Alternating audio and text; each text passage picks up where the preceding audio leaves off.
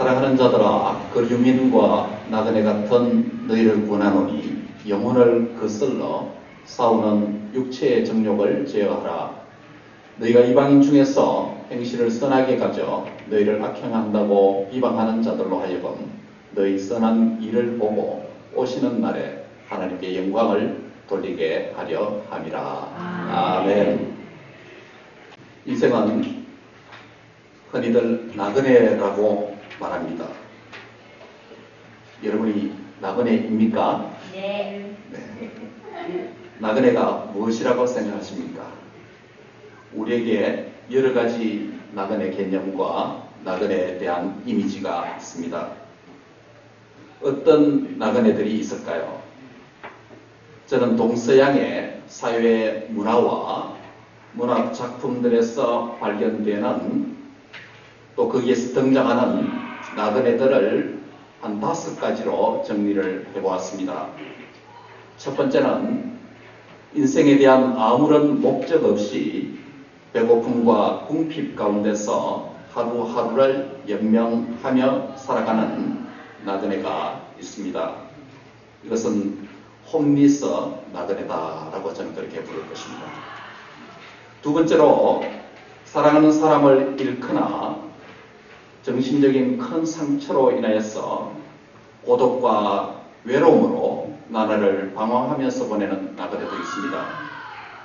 이런 나그네를 저는 겨울 나그네라고 그렇게 부르려고 합니다. 왜냐하면 이 개념은 유명한 음악가 슈베르트의 겨울 나그네에서 찾을 수 있기 때문입니다. 슈베르트의 겨울 나그네는 총 24곡으로 되어진 연가곡인데 독일의 시인 빌헬름 뮬러가 쓴 24편의 시에다가 슈베르트가 곡을 붙여서 쓴 곡입니다. 겨울 나그네라고 하는 이 시와 이 음악의 주제는 세상에서 버림받은 나그네의 정처 없는 방랑의 삶을 노래하는 가곡입니다. 이 시의 실제 배경은 이렇습니다. 독일의 시인 빌헬름 뮬러가 한 사교 모임에서 루이제 헨젤이라고 하는 한 여성을 만나서 사모하게 됩니다.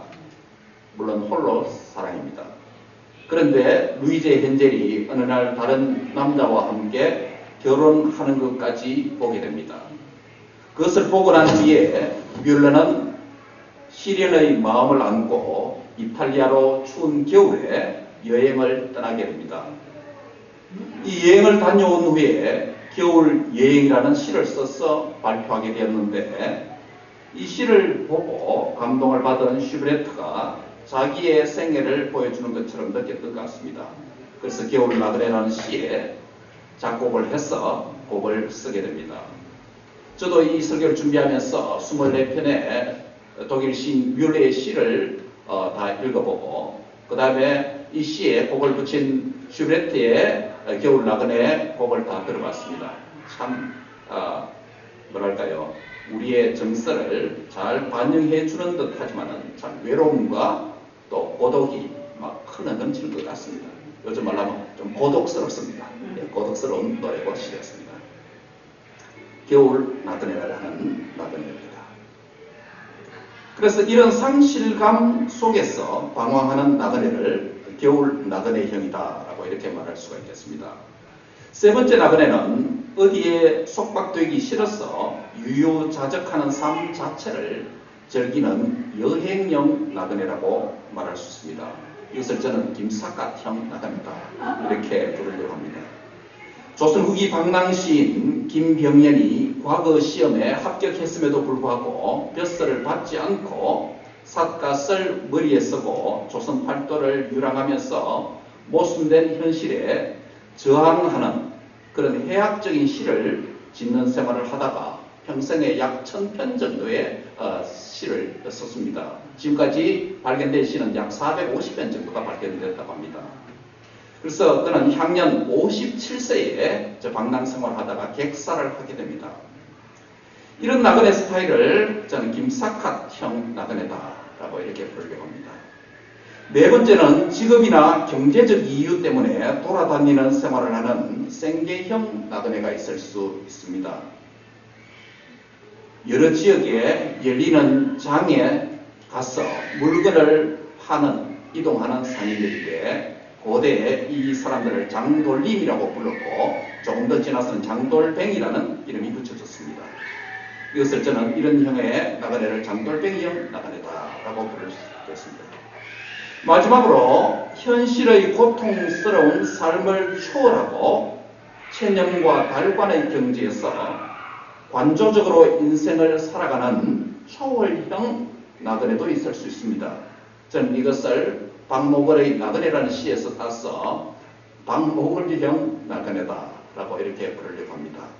구름에 달 가듯이 가는 나그네라는 것이죠. 나그네 유형을 5가지 요약하면 이렇습니다. 홈리스형 나그네, 겨울 나그네, 김삿갓 나그네, 장돌뱅이 나그네, 그리고 박모걸형 나그네입니다.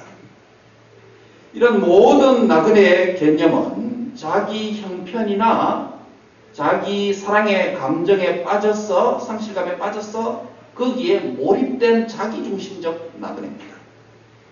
그리고 이 모든 나그네는 사회적 현실에 대한 책임의식이나 미래 세계에 대한 소망을 담고 있는 그런 나그네 개념은 하나도 없습니다. 흥미로운 일이지만 모두가 자기중심적이고 현실 도피 내지는 체념적인 나그네 개념과 이미지들입니다. 이런 점에서 이 나그네 5가지 나그네 이미지는 모두가 세속적인 나그네들이라고 할 수 있겠습니다. 그렇다면 성경은 어떤 나그네를 우리에게 말합니까? 성경은 그리스도인을 나그네라고 부르죠. 나그네라는 단어를 성경은 신구약 성경에서 48회를 사용합니다. 그 가운데서 오늘 본문에서 특별히 하나님을 믿고 이 땅을 살아가고 있는 저와 여러분과 같은 그리스도인을 일컬어서 그류민 또는 나그네다라고 부르고 있습니다. 오늘 본문은 우리에게 어떤 나그네가 되라고 말씀을 하고 있습니까? 첫 번째는 전투적인 나그네가 되라. Be a spiritual soldier. 전투적인 나그네가 되라라고 말씀합니다. 구글을 통해서 또 인터넷을 통해서 나그네에 대한 이미지가, 성경적인 나그네 이미지가 적당한 게 어떤 게 있을까? 아무리 검색할 수 없어요. 모두 아까 보셨던 것처럼 그런 종류의 나그네 그림밖에 없었어요. 그런데 하나 찾아왔어요. 보시는 그림처럼 두 그루의 땅에 나무가 심겨져 있는데 저 나무에 푸른 잎들이 한쪽으로 몰려서 솔직히 어디로 올라갑니까? 어디로 올라갑니까? 하늘 위로 올라갑니다. 이것이 아마 그리스도인들이 현실을 부정하지 않으면서도 땅에 뿌리를 두고 살아가면서 그것이 나그네 삶을 기억하는 동시에 때가 되면 우리가 이 나그네 삶을 마치고 위로 올라가는 것이 그리스도의 삶을, 이 나그네의 특성을 가장 잘 보여주는 그림이 아닐까 해서 제가 지금 저 사진을 올려놨습니다. 서론에서 살펴본 대로 세속적인 나그네 개념과 삶의 스타일은 모두가 현실을 방관한다든지 현실을 무시하고 또 현실을 관조하고 체념을 합니다. 오늘 본문에서 나그네와 같은 그리스도인인 우리를 향하여 사도 베드로는 나그네가 가져야 될 삶의 지침 2가지를 우리에게 주고 있습니다. 그 첫 번째가 무엇이죠? 본문 11절을 같이 한번 읽을까요? 시작. 사랑하는 자들아, 그리민과 나그네 같은 너희를 권하노니 영혼을 거슬러 싸우는 육체의 정욕을 제어하라. 일반적으로 그리민은 어떤 지역 및 장소에 잠시 거주하며 살아가는 자를 가리키죠. 그리고 나그네는 어떤 지역이나 장소에 찾아온 방문자를 의미합니다. 그리민과 나그네는 둘 다 한 지역에 한시적으로 머무는 자를 가리킵니다. 그리민과 나그네처럼 그리스도인은 이 땅에서 정해진 짧은 세월을 살다가 영원한 천국으로 가기 때문에 성도의 지상 삶을 그렇게 나그네라고 부르는 것입니다. 즉 성도는 이 땅에서 나그네처럼 일시적으로 하나님께서 정해주신 기간 동안 또한 정해진 장소에서 살다가 머물다가 영원한 영주처로 돌아가는 자임을 믿습니다. 여러분 그렇게 믿습니까? 네, 우리 삶입니다.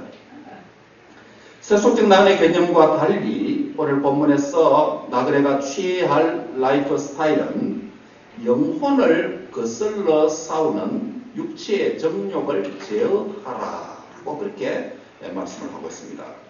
세속적 나그네는 대부분이 자기 감정, 자기 형편에 빠지는 그런 것이라면, 예를 들면 자기 순응하고 자기 순종적인 그런 나그네라면, 성경적 나그네는 자기를 부인하는 나그네다라고 그렇게 말하는 것입니다. 한번 합니다. 성경적 나그네는 자기를 부인하는 나그네입니다. 그래서 여기서 정욕은 바로 인간이 자신의 정욕을 제어하는 나그네라고 말하는데, 여기서 정욕은 인간이 본능적으로 가지는 식욕이나 성욕을 멈추라는 말이 아닙니다. 여기서 정욕은 죄를 지으려고 하는 우리의 욕망, 욕구를 가리킵니다. 죄 짓고 싶은 탐욕입니다. 이러한 정욕은 우리의 영혼을 거스르는 일이 되고 우리의 영혼을 대적하는 것이라고 오늘 본문이 그렇게 정의를 하고 있습니다. 여기서 영혼이라고 하는 것은 우리의 믿음 생활, 신앙 생활, 경건 생활 등 하나님 중심의 삶을 배유하는 단어입니다. 우리의 믿음과 신앙과 경건을 대적하는 것들이 많은 이 세상에 저와 여러분이 살아가고 있습니다. 그 대표적인 것이 육체의 정욕입니다. 우리 육체 자체가 나쁜 것은 아닙니다. 우리 몸은 하나님께서 지으시고 그분께서 친히 보실 때 심히 좋은 것이었습니다. 예수님도 저와 여러분과 똑같은 사람의 몸을 입고 이 땅에 오셨지 않습니까? 만약 육체를 나쁜 것으로 보고 영혼만 선하게 생각한다면 이것은 성경적 인간관이 잘못되어져 있습니다. 육체는 항상 나쁘고 영혼은 좋다라고 하는 사상이 결국 그리스도의 삶을 성속 이원론으로 만들게 되어집니다. 이러한 사상이 초대 교회 때부터 있어 왔던 영지주의라고 하는 이단들이 가졌던 사상이었습니다. 오늘도 이러한 사상이 현대 교회 안에 그리스도인들에게 많이 퍼져 있는 것을 보게 됩니다. 육체를 무시하고 육체를 학대하고 또 고행하는 것은 하나님 주신 성전인 우리 몸을 학대하는 것이라는 것입니다.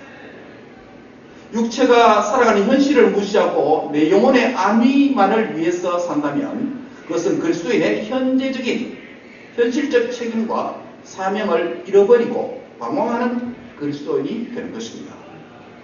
이런 그리스도인은 가정과 직장과 학교에서의 삶은 세속적인 것이기 때문에 거기에 가치가 없고 오직 교회 안에서만 살아야 된다고 하는 자세로서 하나님 나라의 개념을 지극히 좁게 축소시키는 삶입니다. 잘못된 것이죠. 영지주의 이단이 그랬습니다. 지금 이번 주에 여러분 뉴스를 보셨는지 모르겠습니다만은 그 경기도의 한 모 교회의 여자 목사가 지난 4년에서 6년 기간 동안에 600명에서 한 400명 되는 성도를 미혹해서 대지진과 대기근이 온다라고 속였어. 모든 재산을 거두어서 남아프리카 섬 어디요? 피지 섬에 도피시켰습니다. 그래서 이번에 다시 나머지 데리러 나오다가 공항에서 체포되어졌습니다. 아직도 그 400명이 아직도 머물고 있습니다. 지상 나고리로 그것이. 근데 조사를 해보니까 농지를 지어서 강제 노역을 시키고 구타를 하고 이런 짓들을 하는 것이에요.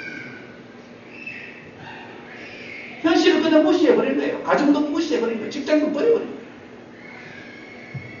이 영지주의 사상이 극단적으로 나타나는 게 오늘 말세론을 주장하는 불건전한 비성경적인 종말론 사상을 가진 사람들에게 많이 들어있습니다.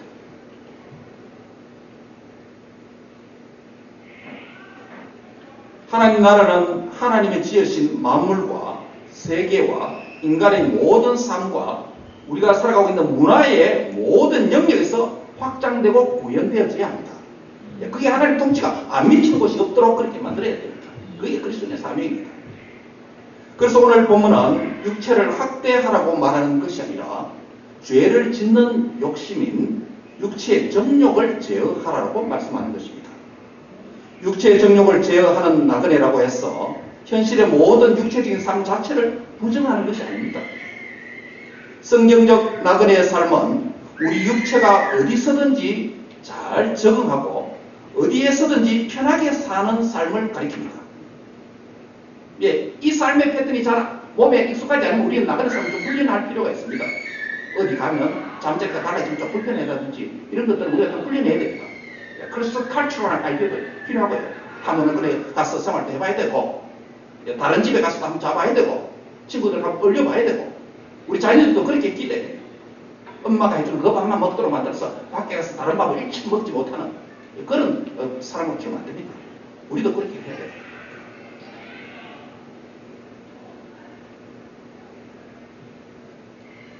그렇게 해야 되는 이유는 그 사람의 체질이 그렇기 때문이 아닙니다. 모든 곳에서 잘 적응하고 편하게 살아가는 성경적인 나그네 삶은 그곳이 어떤 곳인지가 되는데 문제가 있지 않습니다. 그곳이 어떤 곳이든지 거기에 하나님께서 계시다고 하는 믿는 믿음을 가지는 것 때문에 그렇게 할 수 있다는 것입니다. 모든 곳에서 어떤 곳에서든지 하나님의 존재와 그분의 사랑을 느끼면서 사는 삶이 바로 성경적인 나그네의 삶이라고 할 수가 있는 것입니다. 어디서든지 잘 적응하고 어떤 환경에서조차 편하게 지낼 수 있는 그런 삶이 성경적 나그네의 삶이라고 해서 인생을 대충 살라는 말은 아닙니다. 대충이라 뭐라 그랬죠? 제가 어떤 라이프라 그랬죠? DC 라이프 스타일. 대충 DC. 죄악의 세상에서 죄를 지으면서 동화되고 적응하라는 말도 아니에요. 예. 어디서든지 잘 적하고 어떤 환경에서도 편하게 사는 나그네가 되라고 해서 죄악의 세상에 동화되고 거기에 적응하라는 말도 아닙니다.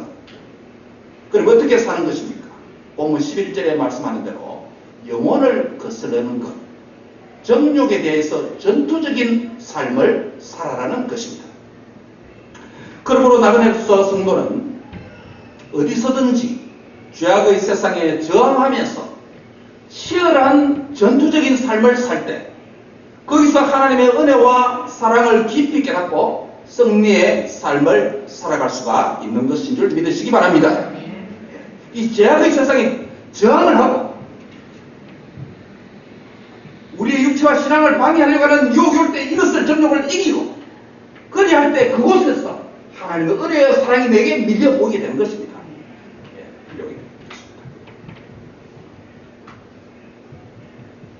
저와 여러분이 우리의 남은 나그네의 삶을 오직 하나님의 은혜와 사랑으로 살아갈 수 있다라고 그렇게 고백하는 자 되기를 바랍니다. 그리할 때 그 사람은 그 나그네의 삶에서 승리자라고 말할 수 있는 것입니다. 아우슈비츠 포로 수용소 많이 들어보셨죠? 세계대전 가운데 지옥의 수용소라고 그렇게 불렸지 않습니까? 이 수용소에 갇히는 사람은 아무런 희망조차 누릴 수가 없었습니다. 일반적으로 사람들은 이 감옥에 한번 갇히게 되면 일생이 끝나는 것이라고 생각했습니다. 모두가 절망에 빠졌습니다. 언제 어떻게 죽을지 알 수 없었기 때문입니다. 때로는 가스실에서 생을 마감해야 할지, 아니면 그 감옥 간수들의 비인간적인 학대와 만행에 의해서 삶의 종지부를 찍어야 할지, 순간을 알지 못하는 비극과 불행 속에서 살아왔습니다. 그런데 연합군이 이 수용소를 점령했을 때, 나치들이 도망가고 점령했을 때, 한 병사가 이 수용소의 벽에 쓰여진 깜짝 놀랄만한 글귀가 하나 발견되었습니다. 거기에는 어느 성도가 다음과 같은 글귀를 기록해놨습니다. 바다를 먹물로 삼고 하늘을 두루마리로 삼아다 하나님의 사랑 다 기록할 수가 없네. 이 찬송시를 소파에 앉아서 쓴 게 아니라는 것입니다. 편안한 안락처에서 흔들리면서 좋은 산이나 바다의 뷰를 보면서 쓴 시가 아니라는 것입니다. 언제 죽을지 모르는 저 처참한 고독과 고통의 상황에서 함께 하시는 하나님의 은혜와 사랑이 있음을 알고 그 상황 속에서도 하나님의 임재를 느끼면서 바다를 먹물로 삼고 하늘을 두루마리로 삼아도 하나님의 사랑 다 기록할 수가 없네.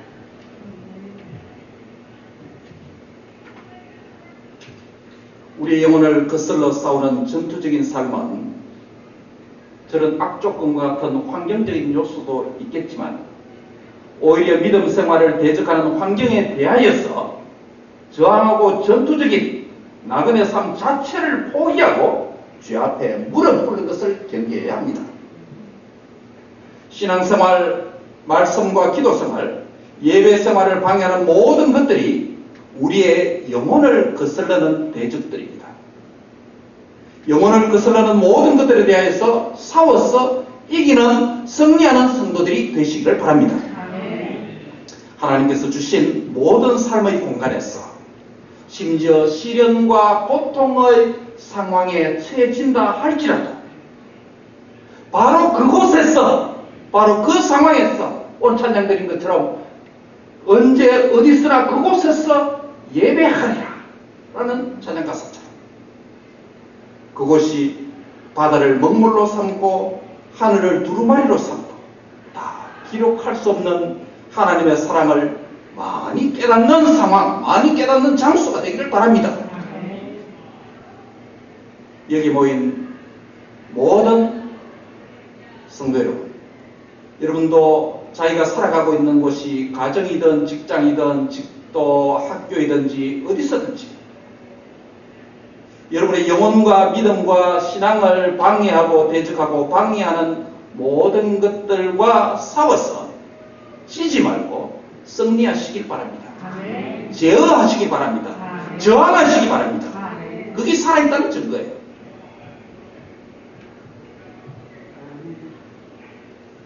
자기가 있는 곳에서 바다를 먹물로 삼고 하늘을 두루마리로 삼아도 내게 베풀어 주시고 나와 함께 하시고 나를 인도하시는 그 하나님의 사랑을 다 기록할 수 없을 만큼 그 사랑이 끝없이 밀려드는 배양의 파도와 같이 내 심령 안으로, 내 삶 안으로, 내 영혼 안으로 몰려드는 그런 은혜가 있기를 바랍니다.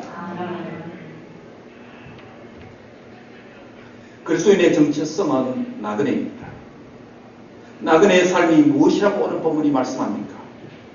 우리의 영혼과 신앙을 거슬러는 모든 것들, 곧 육체의 정욕을 제어하고 싸워서 이기고 승리하는 것이라고 말씀합니다. 전투적인 나그네입니다. 무기력한 나그네가 아닙니다. 이런 나그네 정체성은 일시적인 육체의 정욕에 얽매이지 않고 영혼과 하나님의 나라를 대적하는 육체의 정욕과 싸워서 이겨 승리하는 나그네입니다. 죄와 사망과 사탄의 권세로와 죄짓게 하는 모든 유혹과 싸워서 승리하는 모두가 하늘나라의 나그네가 되시기를 바랍니다. 오늘 본문은 두 번째로 우리를 어떤 나그네가 되라고 말씀합니까? 희생적인 나그네가 되라. 예, sacrificial soldier. 한번 같이 하겠습니다. 희생적인 나그네가 되라. 희생적인 나그네가 되라.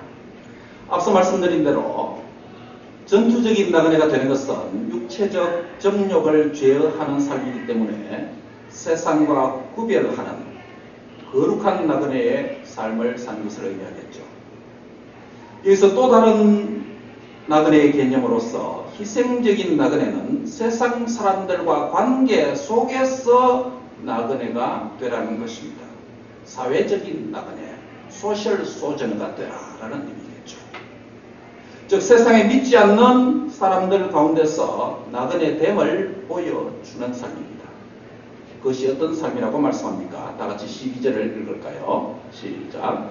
너희가 이방인 중에서 행실을 선하게 가져 너희를 악행한다고 비방하는 자들로 하여금 너희 선한 일을 보고 오시는 날에 하나님께 영광을 돌리게 하려 합니다. 아멘. 11절에서는 우리 자신의 정체성을 자각하는 삶을 살아야 된다고 했다면 여기 12절에서는 그 정체성에 합당한 삶을 살아라 라고 더 적극적으로 교훈하고 있습니다. 성도가 거류민과 나그네와 같이 살아가는 삶의 공간과 시간은 하나님을 모르는 이방인들이 살아가는 곳입니다. 불신자들이 사는 세상에서 그들에게 우리 그리스도인의 존재가 어떻게 인식되고 이해되고 있을까요? 세상의 이방인들의 정체성을 오늘 본문이 또한 뭐라고 말씀하고 있습니까? 그들의 눈에 그리스도인은 어떻게 보이냐면 악을 행하는 자. 놀랍지 않습니까? 세상 사람들이 악을 행하는 자 아니고 세상 사람들의 눈에 그리스도인이 어떻게 보이지냐 하면 오늘 본문은 그리스도인이 악을 행하는 자라고 이렇게 읽혀주고 있다는 것이에요. 그리고 세상 사람들은 그리스도를 향해서 뭐라고 말하냐면 악행한다라고 우리를 비방하는 자다라고 그렇게 오늘 본문이 말씀합니다. 이와 같이 세상이 성도와 교회를 정당하게 평가, 판단할 수 있을까요? 물론 성도와 교회가 세상의 본이 되지 않고 오늘처럼 이렇게 거짓이 나타난다든지 잘못된 가르침을 가르친다든지 또 타락을 한다든지 이렇게 할 때는 세상에 비판하는 소리를 다르게 들어야 되겠죠. 그러나 궁극적으로 세상은 교회와 성도와 또 믿는 자들을 향하여서 악행한다라고 비방하는 자들이다라고 그들의 정체성을 오늘 본문이 말씀합니다. 성도가 아무리 이 땅에서 하나님의 말씀대로 순종하고 똑바로 정의롭게 의롭게 거룩하게 산다고 할지라도 세상은 정의롭게 올바르게 제대로 평가해 줄 수가 없습니다. 기대하지 말아야 됩니다. 근본적으로 세상은 하나님 나라와 그 나라의 백성을 대적하는 존재들이기 때문입니다. 그러나 세상에서 성도는 세상이 낯선 곳이고 나그네로 사는 곳입니다. 성도의 옳은 행실이 이 땅에서 제대로 평가받지 못할 수도 있다는 것 여러분 알아야 됩니다. 세상에서 다 위로받고 좋은 평가받으려고 너무 애쓰지 마시기 바랍니다. 물론 성도가 기본적으로는 세상 사람들이 인정을 받아야 됩니다. 그것은 무시하는 소리 아니죠, 지금 이야기는. 그러나 마지막 주께서 오시는 날이 있다라고 오늘 12절이 말씀합니다. 우리 이 본문을 읽으면 잘못하면 이 단어를, 이 프레이즈를 놓칠 수가 있는데 이 본문을, 이 표현에 주목할 필요가 있습니다. In the day of visitation. 주님이 방문하시는 날이 있다는 것입니다. 이날의 성도의 옳은 행실을 제대로 판결해 주시는 날이 된다는 것입니다. 성도의 절제의 삶에 대하여도 의를 위해서 애매하게 이 땅에서 살아가면서 고난을 받은 것, 세상 사람이 몰라준 것들, 그러나 그날에 주님이 방문하시는 오시는 날에는 이것이 제대로 드러나게 된다는 것입니다. 그래서 마지막 날에 성도를 대적한 세상 사람들은 성도들의 옳은 행실을 결국 인정할 수밖에 없게 되고 결국 그것이 하나님께 영광이 된다라고 보면 그렇게 말씀하는 것입니다. 이것이 우리가 이 땅에서 살면서 선을 행하다가 낙심하지 말아야 될 이유입니다. 너희가 세상에서 선을 행하되 낙심하지 말라. 때가 되면 거두리라 말씀하지 않습니까? 오늘도 여전히 우리는 이 땅에서 믿지 않는 이웃들과 사람들과 학교에서 직장에서 또 교제하며 살아갑니다. 이웃을 향한 하나님의 계명을 순종하는 삶을 본문은 선한 행실이라고 정의합니다. 세상에서 여러분의 선한 행실을 행함으로 세상의 빛과 소금이 되시기를 바랍니다. 그리할 때 이웃들은 우리의 선한 행실을 통해서 간접적으로나마 우리의 삶을 통해서 그 사람들이 하나님을 만나게 되고 하나님을 보게 된다는 것입니다. 결과적으로 하나님께 그것이 영광이 되는 것입니다. 불신 이웃과 함께 살아갈 때 그런 삶을 살 수 있는 비결 중에 하나가 있는데 그것이 무엇이겠습니까? 그것이 다름이 아니라 우리 자신이 좀 더 희생하고 손해보고 포기하는 것입니다. 얼마 전에 제 아들이 운전을 하다가 하이웨이를 내리면서 뒤에 어떤 백일 아저씨가 신 것 같아요. 그래서 범퍼가 뒤에 뭐 이렇게 쭉 들어가게 되었습니다. 그래서 주소를 받고 전화번호를 받고 그렇게 헤어졌답니다. 지난주에 제가 물었습니다. 너 그분에게 전화해서 피해 보상 받았느냐 하니까 아니요. 안 할 거냐 하니까 안 한대요. 너 바보가. 제 같으면 연락해서 몇 천불 받을 건데. 모르겠습니다. 제가 생소화됐는지 아들이 좀 어리석은지 모르겠습니다. 제가 일단 판단을 미고 하려고 하는데 일단 이 부분을 읽어봤습니다.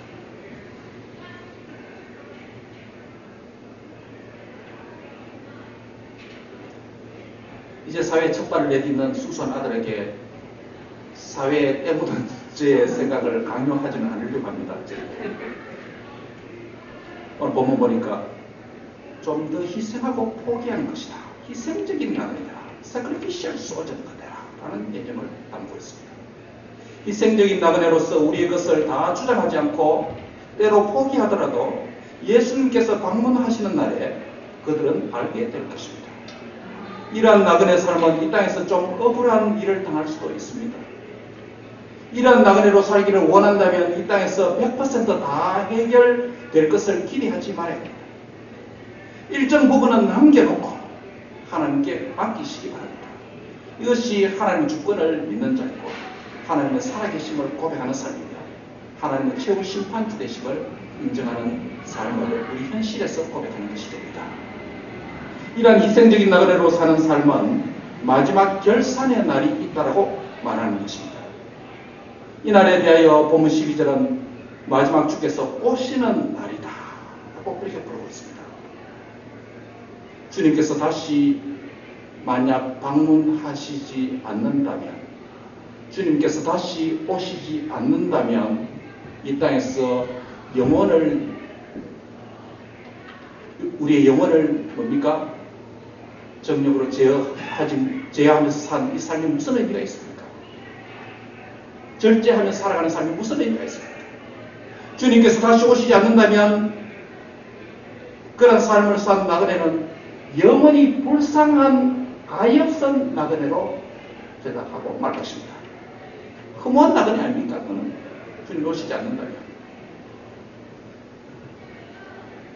오늘도 이 좋은 날에 여러분 골프장 메고 낚시 메고 푸른 초장교회나 잔잔한 물가교회 얼마든지 갈 수 있지 않습니까? 낚시대로 메고 잔잔한 물가교회로 가고 골프클럽을 들고 푸른 초장교회를 가고, 그러나 여러분은 그렇게 가지 않고 주의 날이기 때문에 예배하러 여기 왔지 않습니까? 우리의 육체의 영혼을 거스르는 이 정욕을 제어하고 예배날로 신실하게 신실하신 주님을 찬양하며 모여서 신실하신 그분의 말씀을 듣기 위해서 여기 와 있지 않습니까? 주님께서 다시 방문하실 때 지상에서 나그네로 산 삶이 주님께서 인정해 주시고 주님께서 알아주실 것입니다. 이 땅에서 나그네, 하나님 앞에서 신실한 나그네로서 사는 삶은 하나님께서 반드시 기억해 주신다는 사실을 기억해야 합니다. 이 땅에서 육체의 정욕을 제하는 전투적인 치열한 나그네로 사는 삶을 우리 주님께서 기억해 주실 것입니다. 이 땅에서 희생적인 나그네로 사는 삶을 우리 주님께서 그날에는 오시는 날에 알아주실 것입니다. 이 날이 바로 우리 주님께서 다시 오시는 날입니다. 우리 모두에게 최후 보상의 날이 될 것입니다. 이 날에는 그동안 절제하고 지친 모든 나그네의 삶은 종결될 것입니다. 이 날에 나그네의 삶은 종결되고 새하늘과 새 땅이라고 하는 저 남아메리카 피지 섬이 아니라 새하늘과 새 땅이 영원한 영주처에서 영원한 참된 안식을 우리 주님과 함께 그날에 맞이하고 누리게 될 것입니다.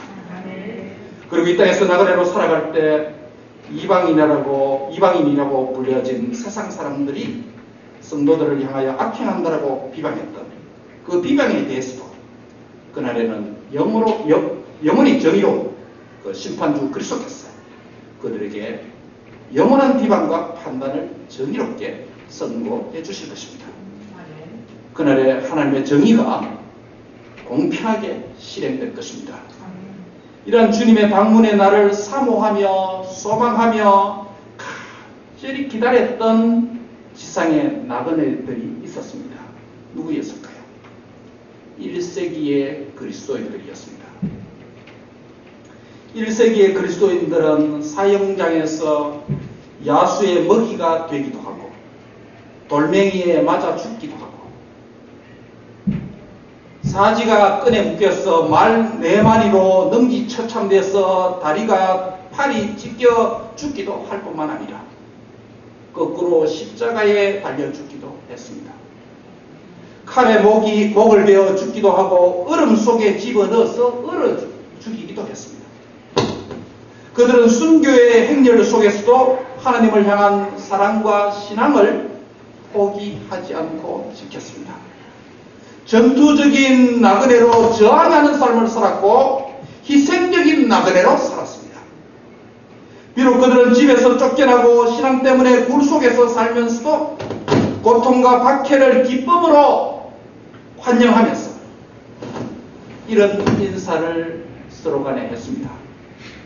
마라나타, 주께서 다시 오십니다.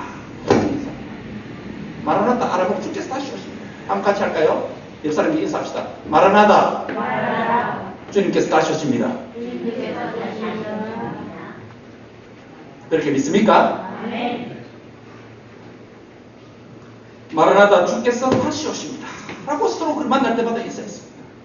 그들은 이 희망 때문에 목숨까지도 아낌없이 드리며 최선을 다해 주님을 위해서 순교했습니다. 마라나다, 주님께서 다시 오십니다라는 고백은 이 땅에서의 성도의 삶이 의미 있는 나그네라고 하는 이 정체성을 가진 자로 자신을 인식하고 고백하는 것입니다. 그리고 마라나다의 이 고백은 이 땅에서 주님 때문에, 기독교 신앙 때문에 얼마든지 손해와 희생을 감내할 수 있다라고 하는 믿음과 소망의 고백입니다.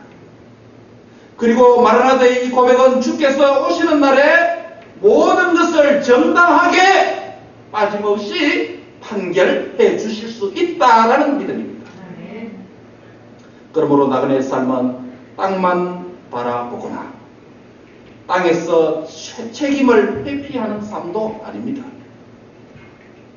나그네는 땅에서 주어진 책임을 다하면서 전투적으로 살되 하늘의 소망을 두고 소망을 하나님께 두고 이 땅에서는 희생과 선한 행실로 하나님의 영광을 바라보면서 살아가는 자가 나그네인 줄 믿습니다. 현대 그리스도인인 우리에게 순교는 매우 드문 일입니다. 그러나 순교적 삶은 가능합니다. 어떻게 사는 것이 순교적 삶을 사는 것입니까? 그것이 바로 자기 희생과 자기 포기의 삶입니다. 다른 말로 이 삶은 지난 시간에 말씀드린 대로 십자가의 3종서부터 십자가의 길입니다. 자기 희생과 자기 포기의 삶을 사는 것이 살아있는 순교이고 복음과 하나님의 영광을 위한 삶입니다.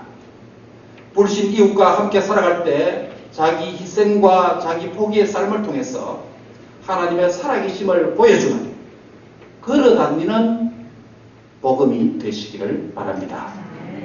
말씀을 맺습니다. 그리스도인으로서 나는 어떤 존재입니까? 그리스도인으로서 나는 어떻게 행하며 살아야 합니까? 이 두 질문은 우리의 입으로만 답할 문제가 아닙니다. 이 두 질문은 우리가 진지하게 삶으로 표현되어야 되는 질문이며 답입니다. 이 두 질문에 대한 답이 무엇입니까? 그리스도인의 정체성에 대한 질문에 대한 답은 나그네 정체성입니다. 나는 나그네라는 것입니다. 나그네로 산다는 것은 오늘 본문에서 무엇이라고 했습니까? 두 가지죠. 첫째는 전투적인 나그네의 삶입니다. 이것은 영혼을 거스르고 신앙과 경건을 방해하는 모든 종류의 육체의 정욕과 싸워서 이기는 삶, 바로 그 자체입니다. 그리고 나그네로 산다는 것은 희생적인 나그네로서 사는 삶입니다. 이 삶은 세상에서 사는 동안 선한 행실로 하나님께 영광을 돌리는 삶입니다. 성경적 나그네 삶은 세속적 나그네 이미지와 달라서 자기 이익과 자기 감정과 자기 형편에만 몰입되어서 사는 나그네가 아니라, 그리고 구름에 달가듯 유유자적하며 한가하게 할 일 없이 대충 사는 나그네가 아닙니다. 성경적 나그네는 믿음 생활에 방해되는 것들과 치열하게 싸워서 이기는 전투적인 삶입니다. 나그네로 사는 날 동안 싸워야 하고 또 싸워서 이겨야 합니다. 그리고 나그네로서 사는 날 동안 이 땅에서 선행으로 하나님께 영광 돌리는 삶을 중단 없이 실천해야 합니다. 이 나그네가 잠시 하는 삶이 아니에요. 잠시 한번 싸우고 반짝 싸우고 또 반짝 한번 착한 일하고 끝나는 삶이 아니에요. 우리 생명 다른 날 동안, 나그네의 삶이 끝나는 동안에 이 일을 해야 된다는 것입니다. 이것이 성경적 나그네의 삶입니다. 우리를 얽매게 하는 죄악의 세상에서, 그리고 여러 가지 시련과 역경과 고난과 유혹이 많은 이 땅에서 하늘 나라에 속한 나그네로서 승리하여 하나님께 영광을 돌리는 멋진 나그네들이 다 되시길 주의 이름으로 축원합니다. 기도하겠습니다. 하나님 감사합니다. 우리를 이 땅에 보내시고 하나님 정한 생명의 기간 동안에 살도록 하셨고, 사는 동안에 우리 자신이 어떤 존재와 정체성을 가진 자인지 오늘 기록된 본문을 통해서 우리에게 말씀하여 주심을 감사합니다. 사랑하는 주님, 특별히 이 땅에서 살아가면서 나그네로서 살 때 무기력한 나그네, 패배적인 나그네가 아니라 죄와 싸워서 이겨 승리하는 나그네가 되게 하여 주옵소서. 현실에 대한 책임을 방관하고 무시하고 도피하는 나그네가 아니라 현실에 두 발을 우뚝 세워서 그곳에서 하나님의 영광을 드러내는 선한 일을 통해서 하나님께 영광 돌리는 나그네 되도록 축복하여 주옵소서. 감사하고 예수님의 이름으로 기도하옵나이다. 아멘.